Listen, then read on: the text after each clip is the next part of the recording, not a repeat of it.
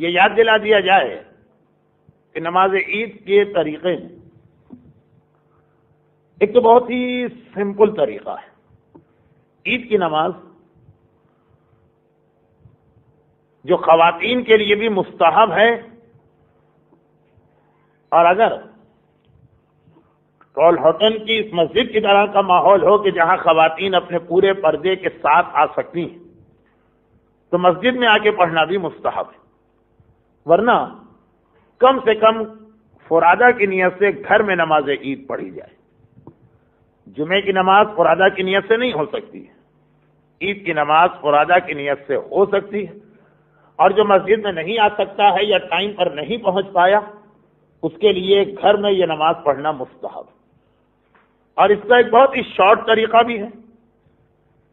2 رکعت نماز ہے. پہلی رکعت میں الحمد کے بعد انا انزلنا کا سورہ، دوسری رکعت میں الحمد کے بعد قل واللہ کا سورہ. پہلی رکعت میں 5 قنوت اور ہر قنوت میں وہی روزانہ کی دعا. دوسری رکعت کے 4 قنوت، اس میں وہی روزانہ کی دعا. عام قنوت صرف یہ کہ اس کا نمبر یا عدد زیادہ ہو گیا. پہلی رکعت میں 5، دوسری میں 4، لیکن دعا وہی ہے ربنا آتنا فی الدنیا حسنہ وفی الآخرۃ حسنہ وقنا عذاب النار.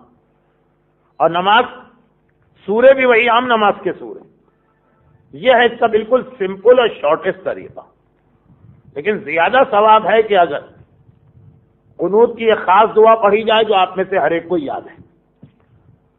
ویسے یاد نہ ہو تو جب امام پڑھنا شروع کریں گے تو یاد آتا جائے گا کہ اب یہ جملہ ہے، اب یہ جملہ.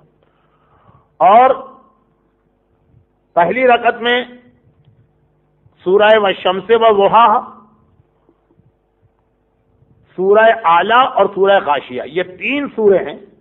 ان میں سے کوئی 2 سورے اس نماز میں پڑھنا چاہیے، یعنی ثواب.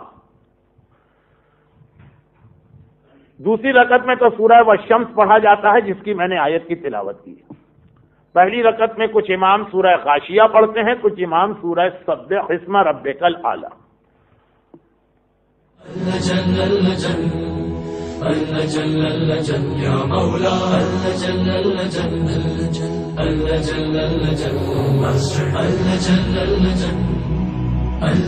يا صاحب السماء